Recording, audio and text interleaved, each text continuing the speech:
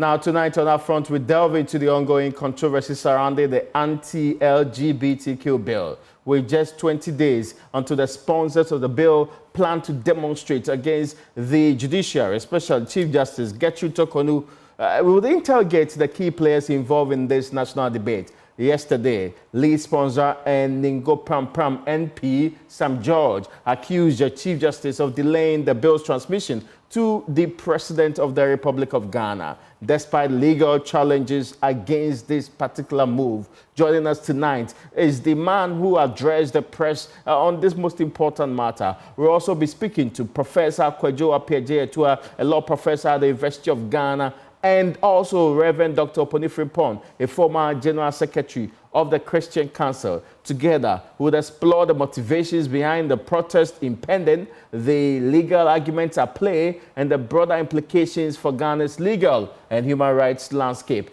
Is justice being delayed or denied? Is the judiciary being pressured to actually do things against how it's normally done it? UPFront seeks to uncover the truth and provide viewers with a comprehensive understanding of these pivotal issues after this break.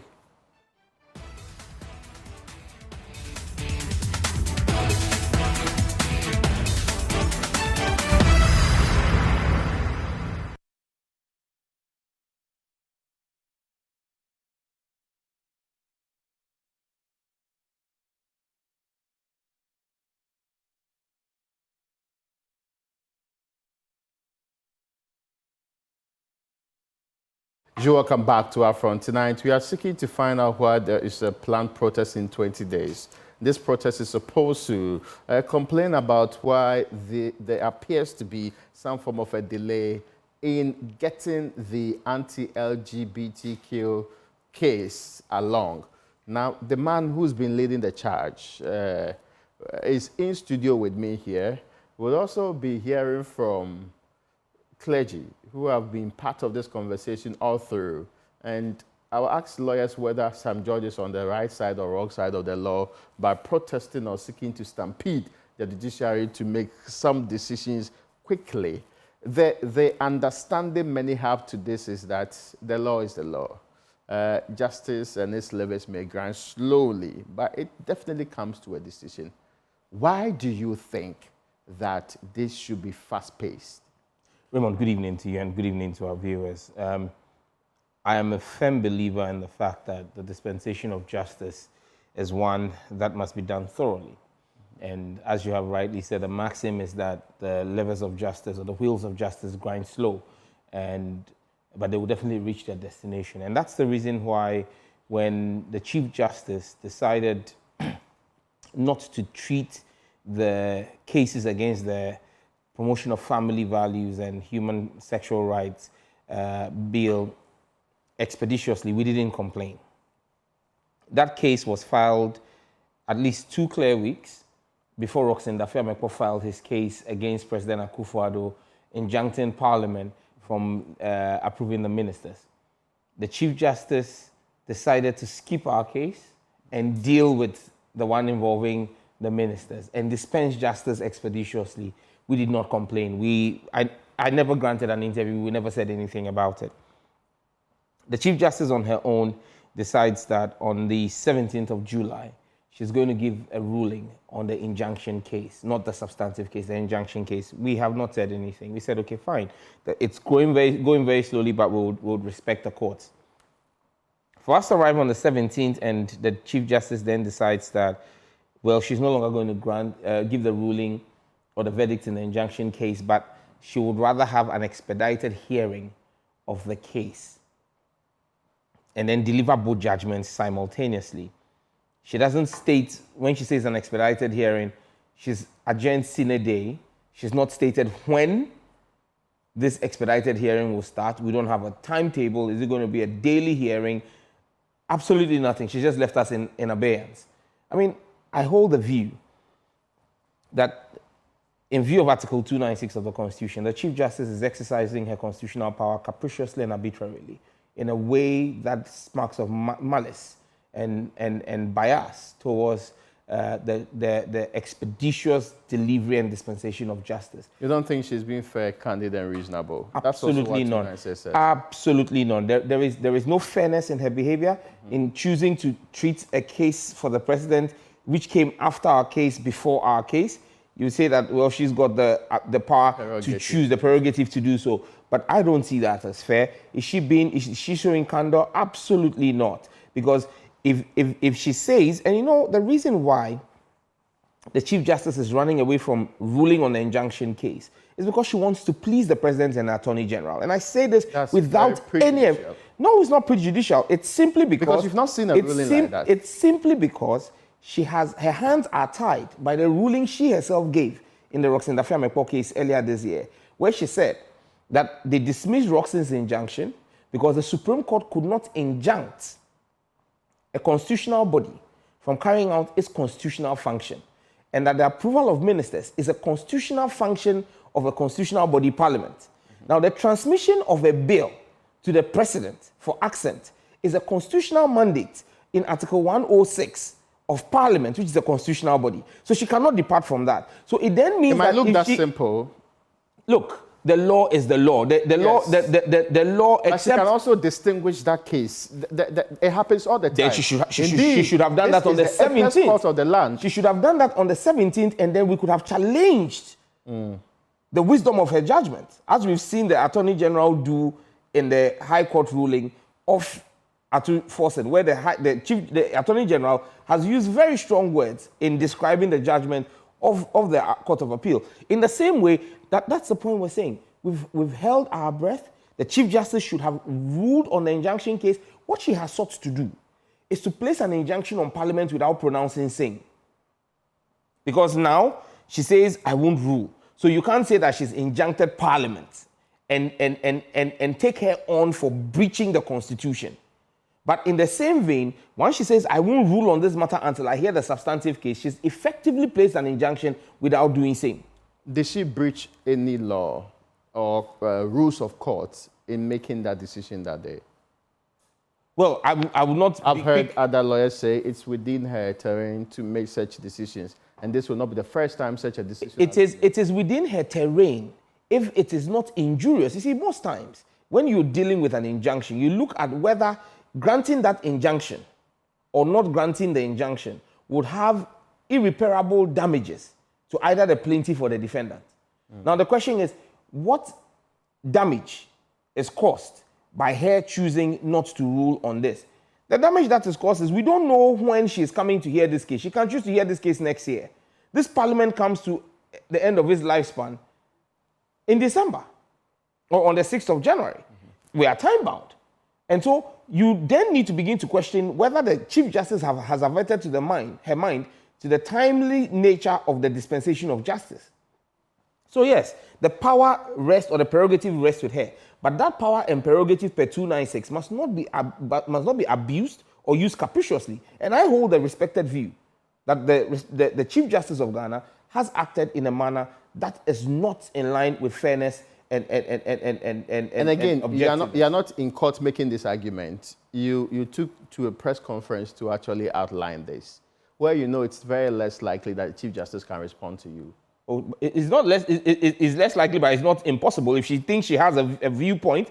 In fact, what we are saying is that we pay her salary. Our taxes pay her salary. The taxes of the Ghanaian people give her a Land Cruiser and give her a Mercedes-Benz saloon car, gives her police protection, gives her an air-conditioned home with a chef, with a gardener and house helps, and gives her an air-conditioned office. It is our belief that as the taxpayers of Ghana, the Chief Justice must do the job we pay her for, which is to sit and adjudicate on cases. And so if we are paying her a salary and she is choosing to go on a vacation, when a matter that is pending before the courts, one of grave national importance that everybody of substance in this country has spoken to, that in fact the two leading presidential candidates have spoken to, that has led to a vice president of America sitting in a plane and coming to Ghana. And she thinks that it is safe to go on a legal vacation. Meanwhile, the courts have the room to sit during the legal vacation and hear the case. She adjourned sine day without telling us what is the roadmap to the resolution of this matter. And you think that as a taxpayer, or as a representative of taxpayers, over 200,000 of them in Ngo Pram Pram, my constituents are comfortable that they are paying her the perks of her office, and she's going away without doing the job we pay her salary for. We're certainly not happy about that. First and foremost, this position that you are talking about, yes, is it a reflection of the people in Ngo Pram Pram? Have they given you that delegated mandate? I got the express authority of my people. I held 18 town hall meetings. Okay. Held 2 meetings with the 2 traditional councils I represent, the Pram Pram Traditional Council and the Ngo Traditional Council, before I presented the bill. Okay. Before I laid the bill as a private member's bill. Okay. I got the express approval in 18 town hall meetings and 2 meetings with my traditional council. And in all those meetings, the position was clear. Proceed with this. But even forget just Ngo Pram Pram. 275 members of parliament unanimously passed that bill. The 275 members of parliament do not sit there on our own volition or because of our own wishes. We sit there to express the wishes of our constituents without reservation. Okay. All 275 have passed a law. And the Chief Justice thinks that that is not the voice of the Ghanaian people who pay her salary. I'm not sure that has been said so far, is it not so? Well, her actions speak louder than words. But in all fairness, why are you insisting on mentioning the Chief Justice? Because she's only heading the judiciary. No, she is heading the panel sitting on this case.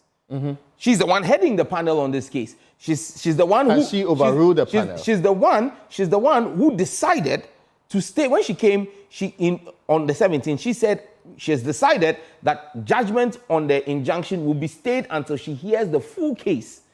Again, she announced that. Again, it is the Chief Justice who has adjourned the case in a day.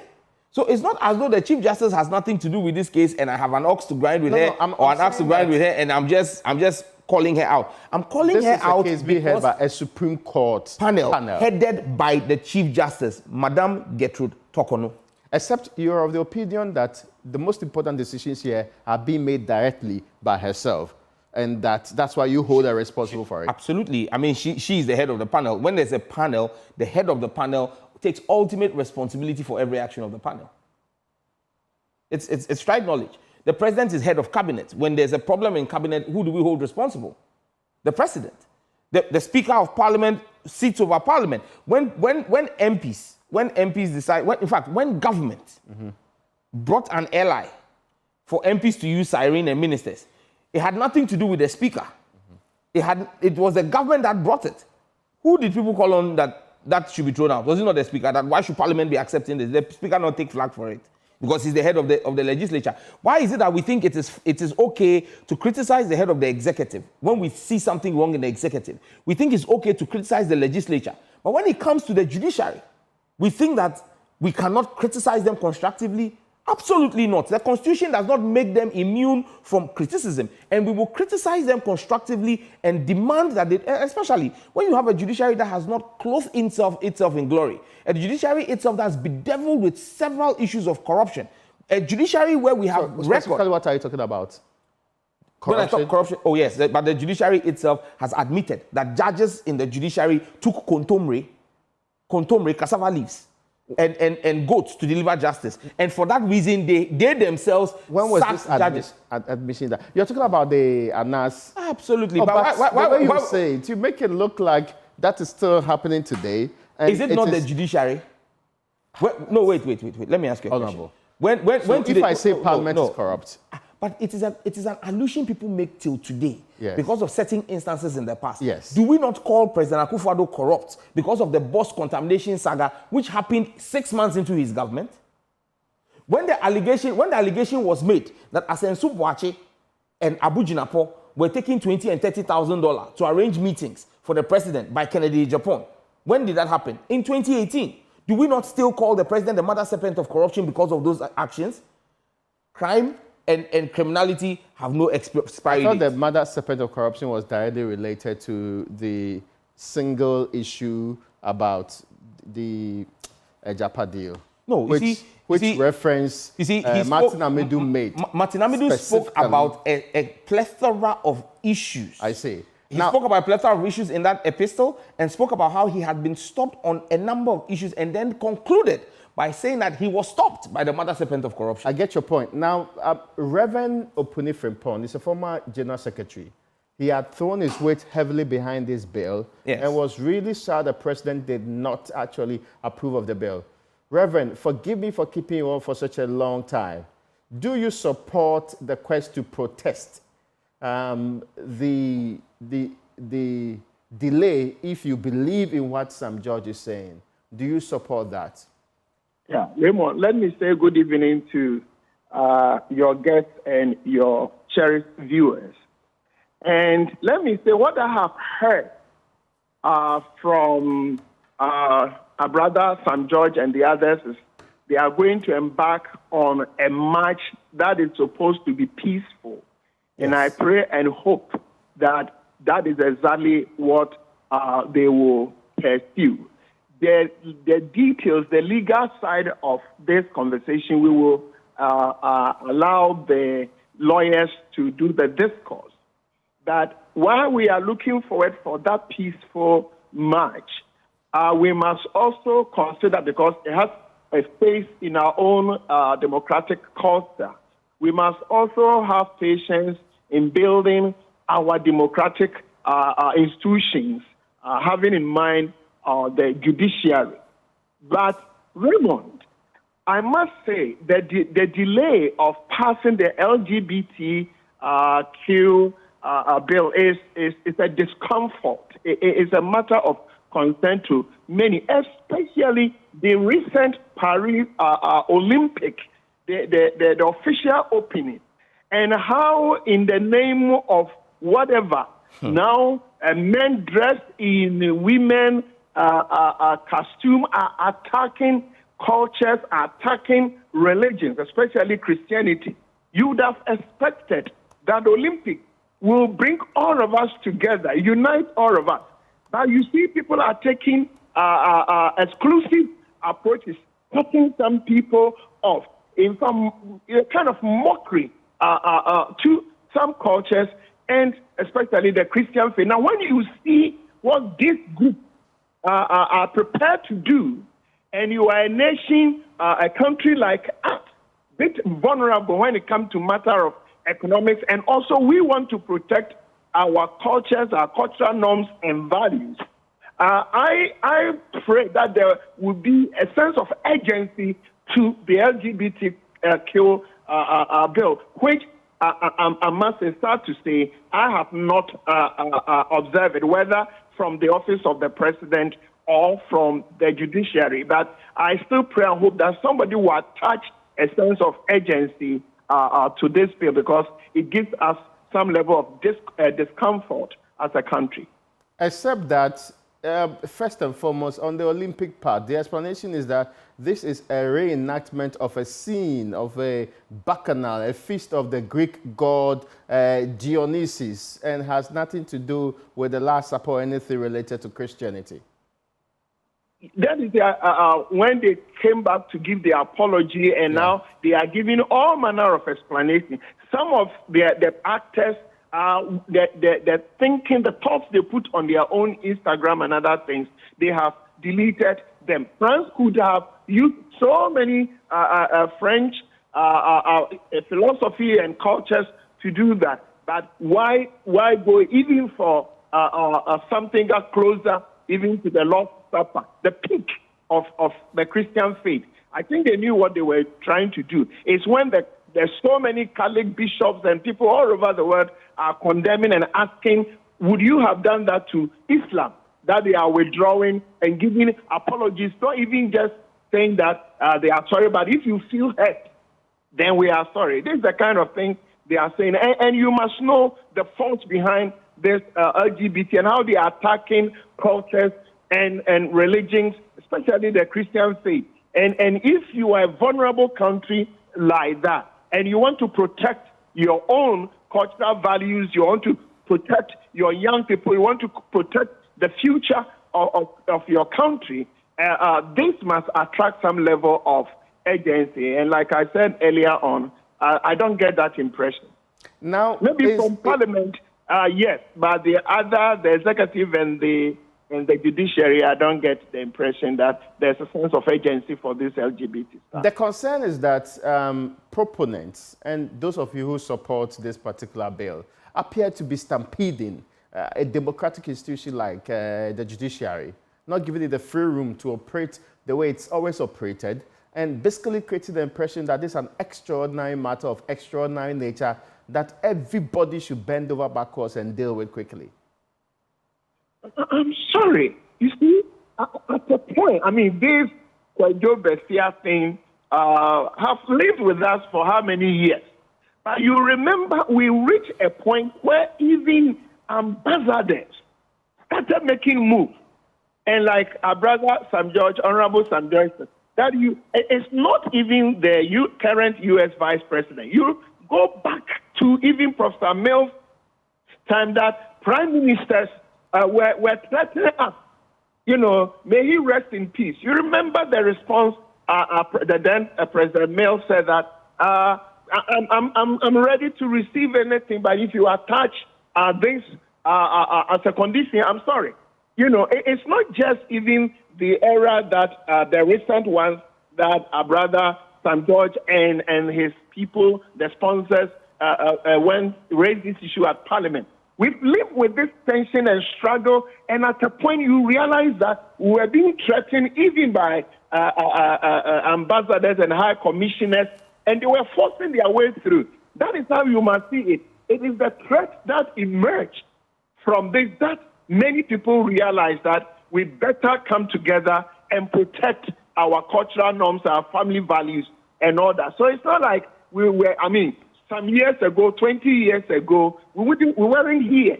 We are here because we felt we've been attacked, you know, and the sustenance and where it was coming from, the conditions. Now even there are some church leaders in Ghana at the moment that have been blacklisted.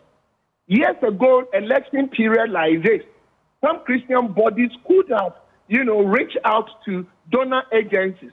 You may be surprised that some Christian organizations have been blacklisted, all in the name of LGBT. It's not as simple as that. Reverend, when you say blacklisted, forgive me, I need clarity on this. When you say blacklisted, exactly what do you mean? That they are no longer dealing with donor agencies? I know you have a better English teacher.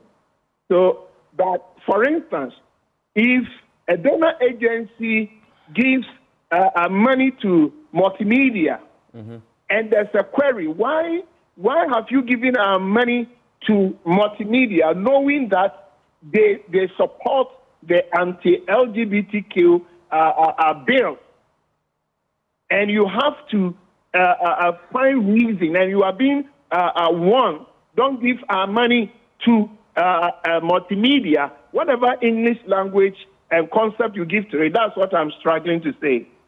I get you. So I'm not clear. Where is this warning or directive coming from? Maybe let's have a private conversation after this. But I'm telling you at the moment, this is a phenomenon going on in this country. But even before what I'm telling you, we, from President Mills' time, we have had this threat coming from all over, from Britain and other European countries, and we've had it from the Vice President of U.S. It's no secret the threat we are going through. And I'm saying that as a country, we must raise the level of urgency as far as LGBTQ. It's not like other issues are not important, but if you feel that you are being threatened, your core values, how many values are being threatened? You don't treat that as a normal thing and relax as if there's time. There's time, but there's no time. Yes, maybe I'll bring in Sam George at this time. Reverend, just give me a second. He just brought in another level about what's happening within the ecosystem, about sponsors, proponents, and people who are for this particular bill. Have you heard of this grouping that are of the opinion that church institutions and Christian groups who support this bill cannot get donor support? Well, let me say a very good evening to the Reverend Opening Frimpong. I mean, It's a pleasure to hear him. And one thing I can assure him of is we are doing a peaceful march, and we're going to ensure that we abide by the laws of the land. We've written to the police to notify them in line with the Public Order Act, and so we will do everything right by the law. We will not engage in anything unlawful. To the point he made about the groups, I mean, I've made this point publicly. I mean, of course, personally, to give credence to what Reverend UPFront is saying, personally, I cannot change any currency anywhere in the world. How? I have been put on a money laundering list claiming that I'm being funded by evangelicals in the South of America.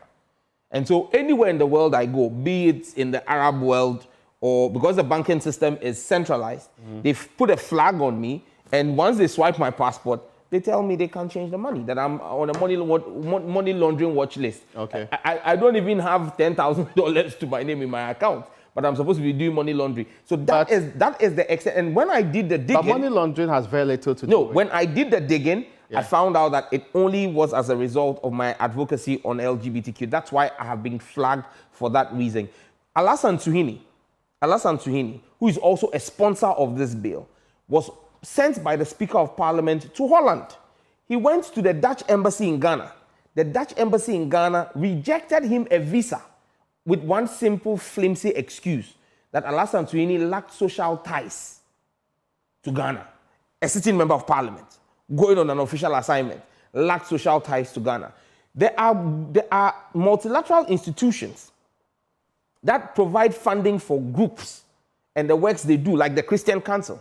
And many of them today will tell you that because of their so-called inclusivity clause and the position of groups like the Christian Council that is against LGBTQ activities, they would insist that their funding cannot go there. Look, the Olympics that Reverend UPFront spoke about, the explanation you gave about Dionysus and all is a pagan recreation of the Last Supper.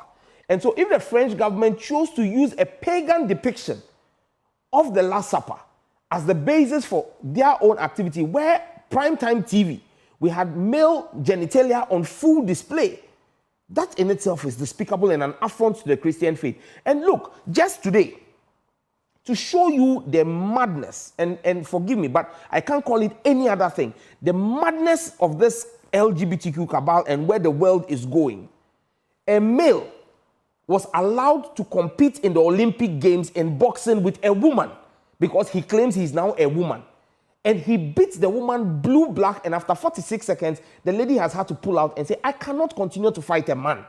You have a male, testosterone and all. Now because he identifies as a woman, taking part in the Olympics today in France and fighting in a women's boxing competition.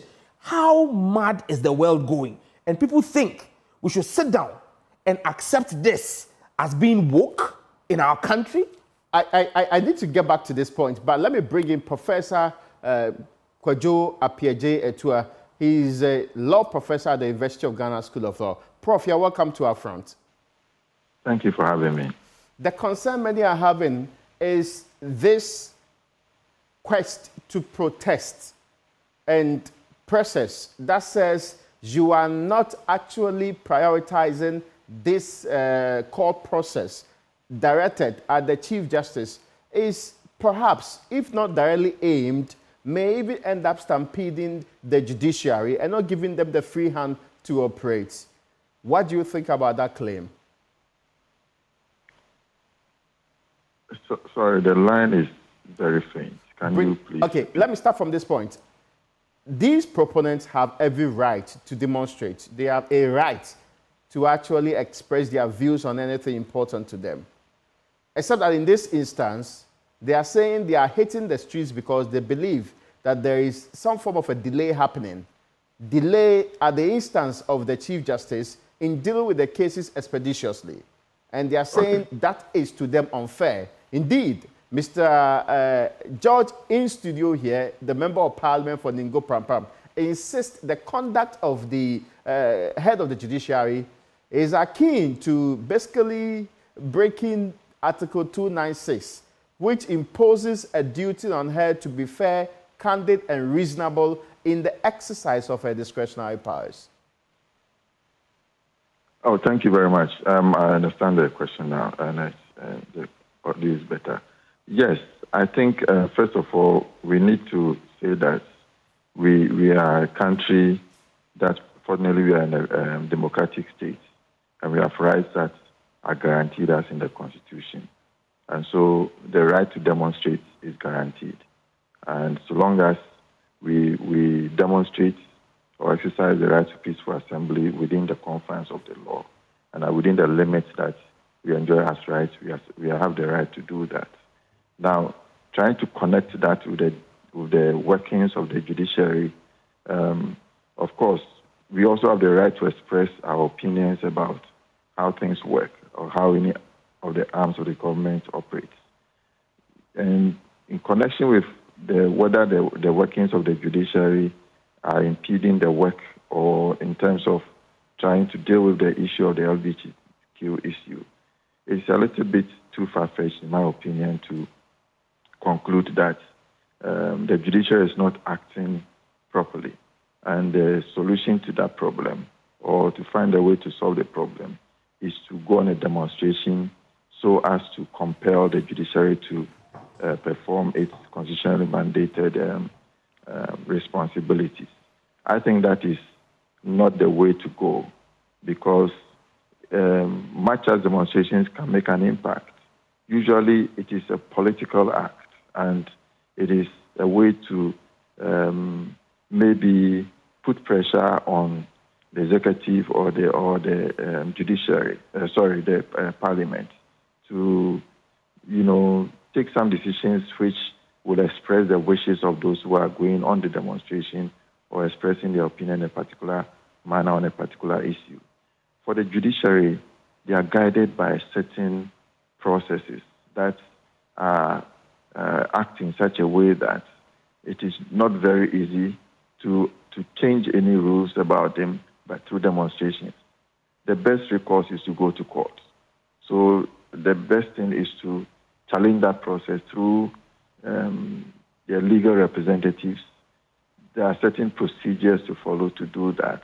And I think that is a way to go about the matter. So when the matter the matter was called the last time, those who are in favor of, those who are arguing for the injunction had the opportunity to make their case, and the judges pronounced on that. If they are not in favor of it, there is a process they have to go through. So that is, it should be left to the judges, the lawyers to make that determination. So I think the first thing that those who are planning demonstration should have done is to have consulted their lawyers for them to advise them as to what to do. So Prof, in this instance, on July 17, the 5-member Supreme Court panel chaired by the Chief Justice, in deferring its ruling, indicated that it will give the decision in the injunction application and the substantive application together in an expedited trial. Yeah. So there wasn't really a decision given on that day. Yes, I know that. What I'm saying is that the statement made by the judges, the panel. Okay, so this deferment. This deferment is what you are referencing. Exactly, that's what I'm referencing, yes. So that deferment is what has brought this contention. They were expecting that a decision will be given there and then. Of course, there are situations where when we talk about injunction, it can be given before the substantive case is heard and before there's a determination of the substantive case. There are also situations where an injunction can be deferred until and read together with the substantive case, as in this particular case. Or there are situations where also the injunction is completely turned down. So in this particular situation, the panel said it is going to go together with the substantive case. So that is what should be understood by those who are not in favor, or those who are who put in the injunction application. And so it is up to their lawyers to explain the process to them, to understand it, and to say that this is how far the case has come. This is how the court has decided. So we have to wait until the substantive case is heard. So that is that. That is how the And you say they procedure could have should go challenged instead of that going through this decision of the demonstration. court. Forgive me, Prof. Sorry. I want a clarity on this point. Are you saying that they could have challenged that decision of the court to defer and do the two together in an expedited trial? Yes, they can. They could have made that decision, but ultimately it's up to the judiciary to pronounce on that. And I'm sure that they understood the decision made by the panel that want to combine the two. And so, if they didn't proceed to challenge that or to file any process to challenge that, then they have agreed that this is where the matter should end. They have agreed with the decision of the panel. And so I don't know to what extent that those who want to go on the demonstration did consult with their lawyers before taking this journey, because the lawyers may have advised that this is not the way to go. I don't know if also the lawyers said that they can go on a demonstration. But as I said in my preliminary remarks, we have the right to go on demonstration on any subject matter so long as you are working within the law. So that can go along with what their lawyers are also fighting in court. But my point is that at the end of the day, it is highly unlikely that it will compel the judiciary, it will compel the panel of judges to resit on the matter and to agree that we have changed our mind. Now we want to make a pronouncement on the injunction case separately and before the substantive case is heard.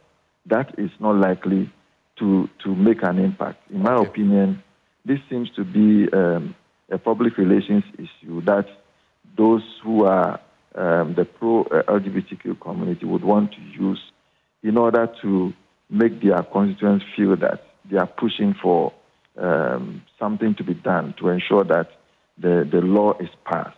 But in practice, there's a little chance that can make an impact on the ground. That is the argument I'm trying to make.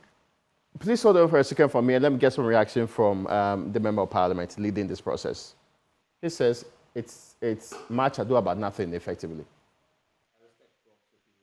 Title to it, but so are we as well. And I'm happy he admits that our right to demonstrate is one that is enshrined in the Constitution, the freedom of assembly and engaging in processions. And so, we're exercising that right without prejudice to anybody. If it turns out to be much ado about nothing, the end will justify the means, we will get to know. But I hold the view, and the proponents of the bill hold the view that this is the right course to take. And so we respect Prof's opinion, but we're not bound by it. He was also indicating that maybe if you spoke to your lawyers about challenging that particular decision of the court, it would have been proper. Well, there are different ways to kill a cat. Okay, interesting. In the words of the late Governor AJ. So yes, that we've had a conversation with the lawyers. The lawyers know what they will do and how they'll proceed about it. But having the law courts or the law case proceed does not preclude us from exercising our constitutional rights to a demonstration as well. And because his argument is that there is no way they are coming back on August 22nd or 24th after your demonstration to just come and give a ruling on the injunction. Well, let's finish the demonstration. Let's see where we go. Let's see what advice the Judicial Council will give to the Chief Justice and what steps she will take after it. Now, Prof, there are also those who are already saying that what prevents the judiciary from cutting through its leave, right, or vacation? The legal vacation. Yes, the legal vacation to deal with this matter because it's of utmost importance to many Ghanaians. What really prevents the people who act for us for doing the very things that many people are calling for? It's like calling for a state of emergency, if you like. And so to ask for a state of emergency on the judiciary to compel them to sit when they're supposed to be on holidays, I think is a bit far-fetched. And in any case, if you look at the process for instituting a state of emergency, the rules are clear in the Constitution. It's the president that can call for that, and there's a basis for doing that. So to call for the court to sit when it's supposed to be on vacation, there are situations where this can be done. But I don't think this particular situation falls into that. It is very rare for that to happen. Of course, judges sit during the vacation, but it is just to deal with motions and other, but not dealing with substantive cases during the legal vacation. So to ask the court to do so, I think is asking too much from the judges. And so in this situation, the conclusion is that it's not likely they are going to raise it and to look at the matter in that particular context, just to make a decision. Please hold on. I think before you proceed on that point, on the whether or not it is feasible to get them to, the Member of Parliament has some direct response. What we are asking is that the Chief Justice has not just failed to give the ruling, but has adjourned the case sine die. And she says she wants to do this expeditiously. Is it wrong for us to demand, to know when she's going to start and demand a timetable from the judges? Is that too much to ask of our judges? Yes, Prof. Date. Is that what you're saying? Yes, please. Of course, the Chief Justice can set a date, but I don't understand if you're asking that the court should be recalled to set a date. Now, what they're asking is that would it be possible for them to be told that instead of making almost indefinite, this is the time we are likely to come back? Since you say you want to deal with it expeditiously, can we be told that it's in the first week of October or whichever period you are likely to resume, that's when you are going to table or the case will be heard again? A form of a timetable that really puts into perspective the expeditious nature you want to deal with this matter. Well, again, we don't want to stampede the judiciary. They have strict timelines that they follow. And of course, in some cases, depending on the nature of the case, a case can be called earlier so that because some cases are time-bound, and if the decision is not made or rendered within a particular time frame, it will make the whole case irrelevant. So in that situation, the timetable will be reviewed, and the case will be called earlier than over and above other cases that are pending. That is done. But in this particular situation, of course, the Chief Justice said that the case will be handled in an expeditious manner, but it is adjourned sine die. Sine die means that they haven't set a date yet. And so it doesn't mean that the case is going to go cold. It can be called depending on the number of cases that they have, depending on the urgency attached to the case. Of course, I know that there have been other cases where there was a call for an expeditious calling of particular cases to be heard. And it was clear that these were expeditious cases, but the judiciary or the judicial service denied in recognizing them as such and making pronouncement on that. It is up to the courts to make that decision, and sometimes they get it wrong, and I understand that. In this particular case, we have to wait and see when the case will be called so that we can determine if it was called within a reasonable time, if you can use that word, or timeously, so that the matter will be heard. By looking at what the case has gone, how the case has gone, the judiciary is of the opinion that the matter should be heard together, the injunction as well as the substantive case. So for that matter, because of the legal vacation, it should be, the case will be resumed after the legal vacation.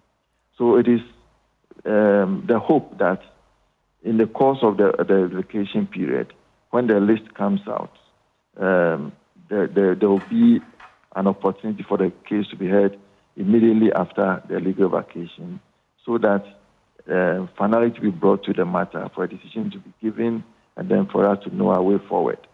It is a very important case, no doubt about it, because of the sentiment that the case has aroused.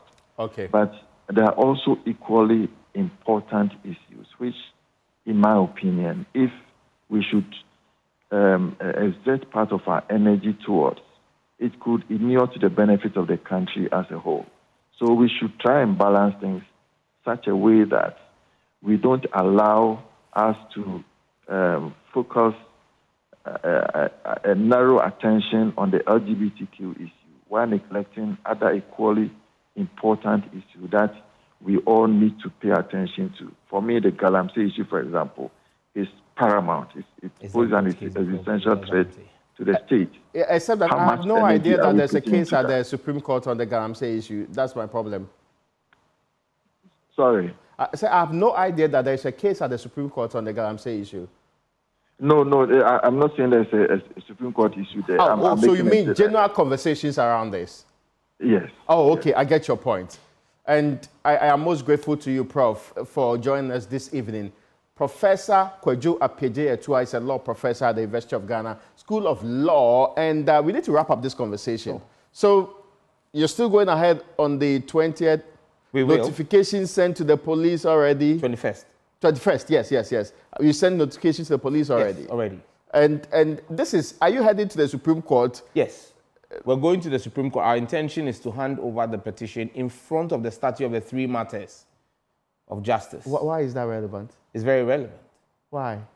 Those people are a symbol of the struggles that our judicial system has gone through to get where it is. And the current occupant of the highest apex office in the judiciary must bear consequence of the sacrifice that her forebears have made for her to sit there. And she should always remember, she's not going to sit there forever. Today we see Sophia Akufu picketing. So it is not the all in all. But you see, let me just make a quick point that it's important that we realize that the fight for our family values is not a secondary matter, especially when an institution like the University of Ghana last month issued a statement that they have reviewed their position on using the pronouns him and her in this country.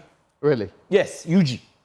Issued a statement? Yes, to that effect. The University of Ghana? Yes. In fact, an official statement from the university? Yes, in fact, there's a voice Was it clip, only students? There's a voice clip that was sent to me by your media house to respond to, saying that the University of Ghana is now reviewing, as they claim that they're a forward-leaning institution. And so they are reviewing their use of the pronouns him and her. And we all know what that means, and that goes to what Dr. Pufuni Frimpong was speaking about seeking funding.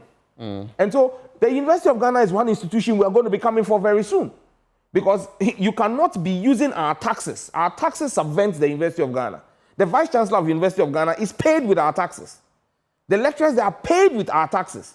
And then they want to, because of whatever funding they want to get from pro-LGBTQ groups, they want to let go of him and her. Meanwhile, the same Supreme Court last week ruled that Section 104 of the Criminal Offences Act, which is actually our law on natural canal knowledge, is valid law. So UG, we're coming for you. Now, that is the Member of Parliament for Ningo Pram. He is a very wonderful person in Parliament most of the time. And when you say wonderful, I hope it's not it sounds very mischievous. That you are a wonderful person in Parliament most of the time. You do advocacy of different kinds. And he's also a sponsor of that particular bill. Together with seven others. Is Reverend Tim Forjo still a sponsor of this particular bill? Absolutely. And let me state without equivocation that my respect for Honorable Tim Forjo is sky high. Well, that's a Deputy Minister in the Education Ministry. But thank you so much for joining us on today's edition of UPFront, wherever you happen to be.